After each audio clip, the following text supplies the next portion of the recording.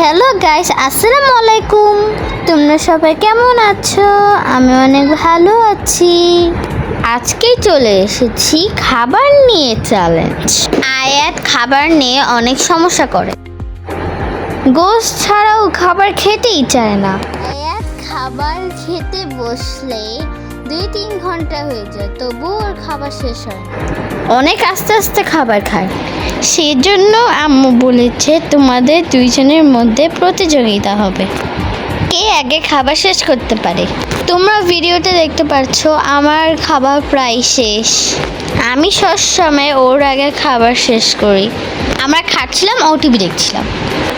সাফওয়ান দাঁড়িয়েছিল আর বলছিল আমিও ওদের সাথে খাবো। দেখো, আমার আলু ভাজি আর ভাত শেষ হয়ে গিয়েছে।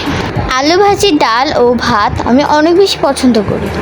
প্রতিদিন গোশত খেতে খেতে আর ভালো লাগে না। আমার খাওয়া একদম কমপ্লিট। আমি মাছের মাথাটা খেতে পারি না, তাই এটা রেখে দিয়েছি। আমি উইনার।